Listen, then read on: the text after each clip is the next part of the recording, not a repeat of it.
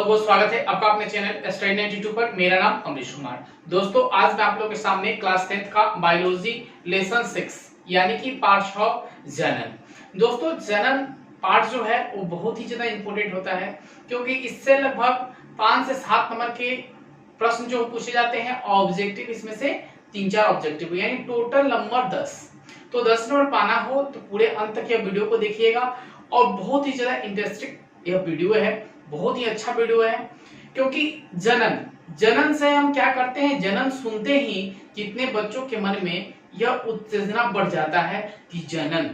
तो जनन होता क्या है? जनन जो है वो हमारे लिए क्या है, एक मूलभूत इकाई है। क्योंकि जनन के बिना कोई व्यक्ति जीवित रह सकता है, जीव जंतु जीवित रह सकता है, लेकिन क्या कि प्रोडक्शन नहीं कर सकता है, यानी कि संतान की उत्पत्ति नहीं कर सकता है। वह अपने जीवन में आगे तो जा सकता है, लेकिन उसकी पीढ़ी आगे नहीं जा सकती। इसलिए जनन हमारे लिए क्या है, आवश्यक है। तो जनन क्या होता है, जनन का परिभाषा जान लेते हैं हम। तो दोस्तों अगर इस चैनल पे आप नए हैं तो फटाफट इस चैनल को सब्सक्राइब कर ले, बेल आइकन को प्रेस कर ले, ताकि हमारी आने वाली पहली नोटिफिकेशन आपके पास पहुंच सके। तो चलते हैं हम प्रश्न और उत्तर की ओर। सबसे पहले मेरा पॉइंट है कि जनन किसे कहते हैं। जनन किसे कहते हैं कि वह प्रकरण जिनके द्वारा जीव अपने जैसे संतानों की उत्पत्ति करता है, उसे हम कहते हैं जनन। यानी जनन क्या है कि कोई भी क्रिया, यानी कि प्रकरण, वह प्रकरण जिनके द्वारा जीव अपने जैसे संतानों क्या करता है, उत्पत्ति करता है, और उत्पत्ति करता है जिसे हम क्या कहते हैं, जनन कहते हैं। अगर यह मनुष्य है तो मनुष्य जब जनन करेगा तो किसको जन्म देगा, एक मनुष्य को जन्म देगा ना। तो यह क्या हुआ, जनन हुआ। कोई अगर बैल है, अगर यहाँ गाय है, अगर गाय जन्म करती है तो क्या बच्चा दे सकती है, बैल दे सकती है, या फिर एक बच्चा दे सकती है जिसे हम बोलते हैं बछड़ा बोलते हैं, या एक हम बोल सकते हैं एक गाय को जन्म दे सकती है ना। तो उसी प्रकार हम जन्म के लिए हमारे लिए क्या है, आवश्यक है। पेड़ पौधा भी क्या जनन करता है, तो हाँ पेड़ पौधे भी क्या करते हैं, जनन करते हैं ना। अगर एक लौकी का बीज अगर हम ले लेते हैं और उसे दो जगह, एक लौकी के बीज को दो जगह हम रोप दें, तो जब फूल उसका खिलता है, लौकी का क्या होता है, फूल खिलता है, फूल के खिलने के में क्या होता है, वहां जनन होता है, तभी तो लौकी मेरा तैयार होता है। अगर जनन ना हो तो क्या लौकी तैयार होगा, नहीं तैयार होगा। तो मैं यही बात बताना चाहता हूं कि जनन सबके लिए क्या है, एक आवश्यक है। क्योंकि जनन जो है वह नहीं होगा तो क्या लौकी मुझे मिलेगा, नहीं मिलेगा। अगर जनन ना हो तो क्या गाय और बैल मिलेगा, नहीं मिलेगा। अगर जनन ना हो तो क्या मनुष्य फिर से जन्म लेगा, नहीं लेगा। ठीक है, यानी कि संतान को उत्पत्ति, यानी संतानों की उत्पत्ति के लिए जनन हमारे लिए क्या है, आवश्यक है। ठीक है, उसके बाद हमने पॉइंट रखा है जनन कितने प्रकार के होते हैं। तो दोस्तों जनन 2 प्रकार के होते हैं। कौन कौन से होते हैं, एक अलैंगिक जनन होता है, एक लैंगिक जनन होता है।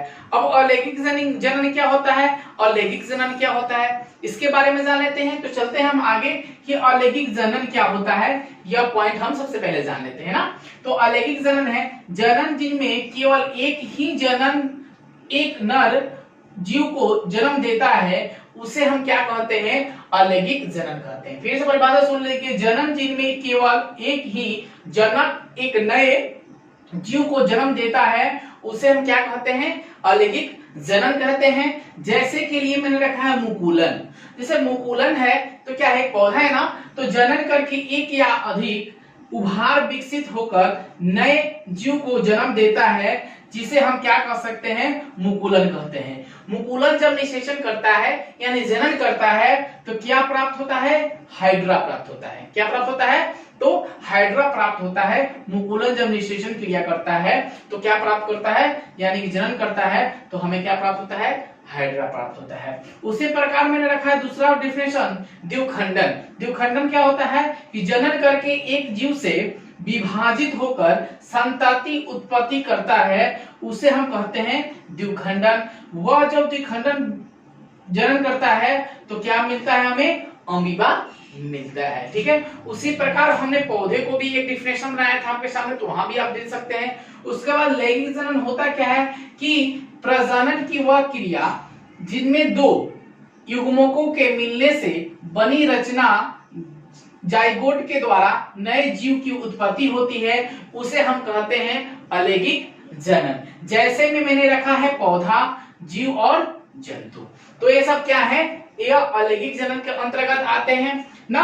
तो अलैंगिक जनन को आपने समझ लिया, यानी कि इसमें एक होता है अलैंगिक जनन में नर हो सकता है, मादा हो सकता है। नर और मादा का होना भी क्या इसके लिए बहुत ही ज्यादा जरूरी है ना। लौकी के पौधे के मैंने आप लोगों को डिफिनेशन बताया कि लौकी के पौधे में कैसे आप डिफिनेशन दे सकते हैं, यानी निषेचन क्रिया को मिलता है, ठीक है।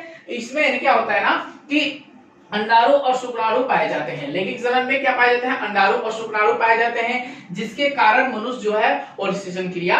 अब हम जानेंगे अलैंगिक जनन और लैंगिक जनन के कुछ विशेषताएं। तो आपके सामने है कि लैंगिक जनन और लैंगिक जनन के कुछ विशेषताएं जो है वो बार बार पूछा करता है बोर्ड में कि अलैंगिक जनन और लैंगिक जनन के विशेषताओं को लिखे। तो मैंने यहाँ 4 विशेषताएं लिखी हैं आपके सामने।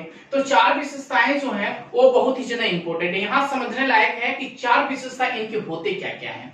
तो पहले मैंने रखा है अलैंगिक जनन की विशेषताएं। अलैंगिक जनन की विशेषताएं कौन कौन सी है, इनमें जीवों का सिर्फ एक व्यक्तित्व भाग लेता है, ठीक है। इसमें क्या होता है कि एक कोशिकीय वाले जितने भी जीव होते हैं वो अलैंगिक जनन में क्या होते हैं, भाग लेते हैं। तो यहाँ क्लियर समझ लीजिएगा कि इसमें एक कोशिकीय जीवों वाले जीव जो है वह इसमें अलैंगिक जनन में भाग लेते हैं, ठीक है। उसके बाद दूसरा है कि इनमें युग्मक भाग नहीं लेते हैं, यानी कि इसमें अंडाणु और शुक्राणु नहीं होते, यानी कि युग्मक जो है वो क्या होते हैं, इसमें भाग नहीं लेते हैं। उसके बाद तीसरे पॉइंट मैंने रखा है कि इस प्रकार के जनन में समसूत्री कोशिका विभाजित होता है।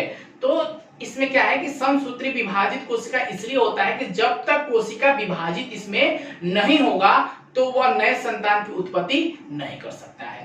अमीबा जो है, यानी कि मैंने बोला मुकुलन से क्या होता है, हाइड्रा का निर्माण होता है। तो मुकुलन अगर कोशिका को नहीं फैलाएगा, यानी कि कोशिका को विभाजित नहीं करेगा, तो क्या हाइड्रा उत्पत्ति होगा, नहीं होगा। उसी प्रकार द्विखंडन क्रिया करने के बाद हमें क्या प्राप्त होता है, तो अमीबा प्राप्त होता है। तो यह जो है, तो इसमें समसूत्री कोशिकाओं का क्या होता है कि विभाजन होता है। अगर नहीं होगा तो वह संतान की उत्पत्ति नहीं कर सकता है, ठीक है। उसके बाद चौथा पॉइंट रखा है मैंने कि कम समय में अपने जैसे बहुत सारे संतान उत्पन्न कर सकता है, ठीक है। यानी कि कहने का मतलब यहाँ बनता है कि आपने सोचा है ना कि एक बीज को हमने क्या किया है, अनेक बीज को हम तैयार कर सकते हैं। एक बीज से अनेक बीज को क्या कर सकते हैं, तैयार कर सकते हैं। जैसे अभी के दौर में हम क्या करते हैं कि पूरा नए किस्म के धान को हम रोपण करते हैं। धान का खेती चल रहा है, तो धान की खेती जब हम करते हैं तो एक बीज को हम खरीद के लाते हैं। उस बीज को क्या करते हैं कि प्रशिक्षण करते हैं। प्रशिक्षण करने के बाद वह बीज कितना उत्पादन कर सकता है, यानी कि कहने का मतलब है कि यह एक आपका बीज हुआ, ठीक है। यह बीज को हमने क्या किया, प्रशिक्षण किया, इसका शोध किया। अगर एक बीज डालने से उसके पास 4-5 बीज उत्पन्न हो जाए, यानी कि निकल जाए, तो यह बीज जो है, तो एक जैसे बीज को कितने सारे संतान की उत्पत्ति कर सकता है ना। तो संकर बीज हमने लिया। संकर बीज जो होता है बहुत अच्छा बीज होता है। उस बीज को क्या किए, हमने रोपा। तो एक पौधे को मैंने लगाया, लेकिन उसके बाद क्या होता है कि वहां पे पौधा 5-6 पौधा क्या होता है, अपने आप निकल जाता है। वह निकलने के बाद क्या होता है, तो इसी प्रकार हम कह सकते हैं ना कि कम समय में अपने जैसे बहुत संतानों की उत्पत्ति वह कर सकता है, ठीक है। उसके बाद आगे हम चलते हैं लैंगिक जनन की विशेषताएं। लैंगिक जनन की विशेषताएं कौन कौन सी हैं। तो पहले मैंने रखा है कि लैंगिक जनन में एक जनन संतति में विविधता आती है, ठीक है। यहाँ क्या होता है कि जनन संतति में क्या होती है, विविधता आती है। अगर जनन संतति में विविधता नहीं आएगी तो क्या संतान की उत्पत्ति होगी, नहीं होगी। जब तक नर और मादा नहीं होंगे तो संतान की उत्पत्ति नहीं होगी, ठीक है। उसके बाद मैंने 2 और पॉइंट रखा है, जीव के नए युग्मक बनते हैं जिनके कारण अनुवांशिकता विविधता का विकास होता है। अनुवांशिकता क्या है कि एक पीढ़ी से दूसरी पीढ़ी, एक पीढ़ी से दूसरे पीढ़ी में जाने के स्थानांतरण की क्रिया को हम कह सकते हैं अनुवांशिकता।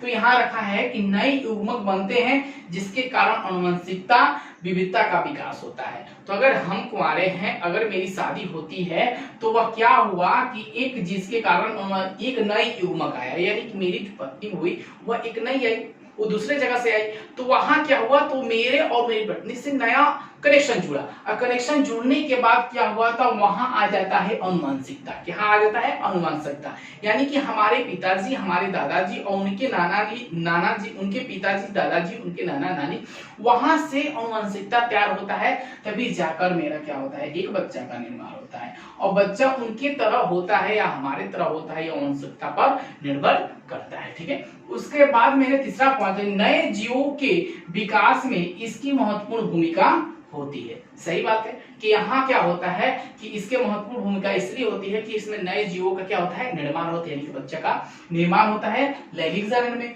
उसके बाद चौथा पॉइंट रखा है, इसमें अधिक दिनों तक निषेचन करने के बाद संतान उत्पत्ति होती है।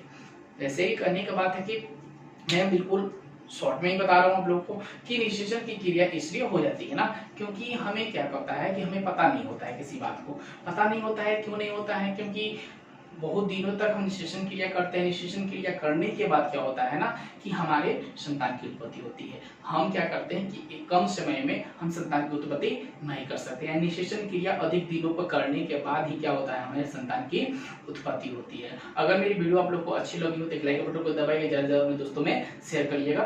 धन्यवाद दोस्तों।